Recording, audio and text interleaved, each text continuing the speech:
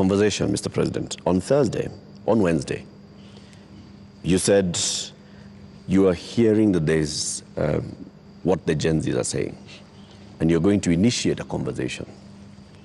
We saw the head of public service release a press release saying that there is now a formation of the National Multi-Sectoral Forum that will bring together all people. And you started having conversation with church leaders. The Gen Z, upon seeing this, are saying, we did not ask for a conversation. We asked for action. So what action is going to precede this conversation? Because the conversation is another talk.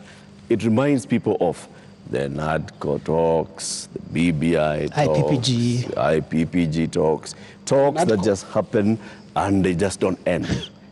And people are saying, we want action, Mr. President. We will participate in action, in conversations maybe later, but for now, Mr. President, yes, what's the action? I promised that I will engage the young people.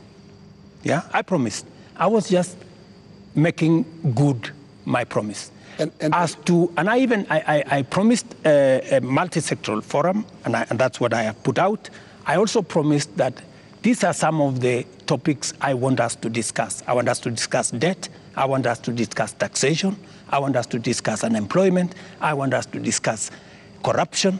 I want us to discuss these issues. And it was a suggestion, and I am open. I am hearing that the young people are saying, we don't want a multi-sectoral forum. Maybe we should have an engagement with the president on X. And I am open to having an engagement with the young people on a forum that they are comfortable with. You're ready to go digital? If they want me to engage with them on X, I will be there. At this point, Mr. President, do you think you know what the young people want? I have many young people in my house.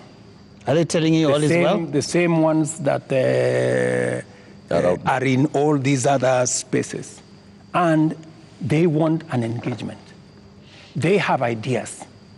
They have suggestions. And I am open. If what we are doing on the digital space, on the housing program, on the export of labor, on manufacturing, if they have suggestions, I am open to those suggestions.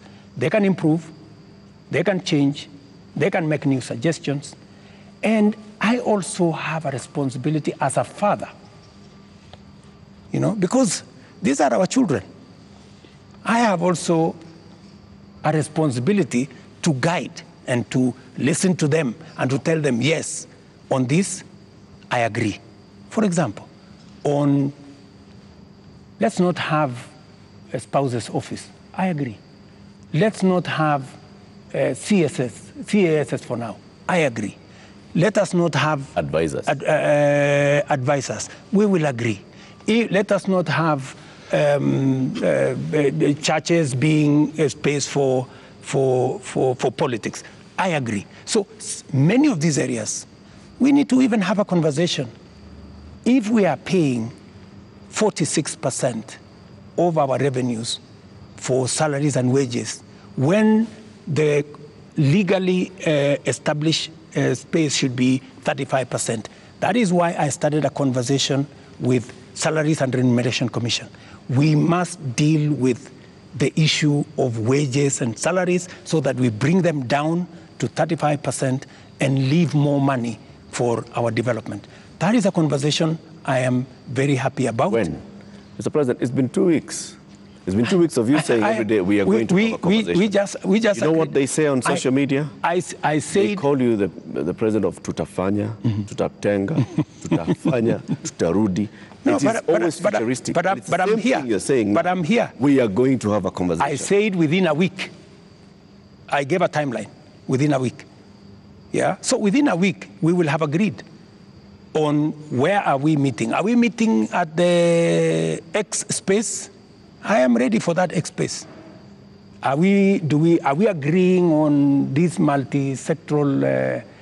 I'm waiting to see the suggestions that Kenyans have. I don't want to prescribe any suggestion, but when I give out a suggestion, I expect feedback. I expect people to say, maybe this is okay, maybe this is not okay, and then we agree on a way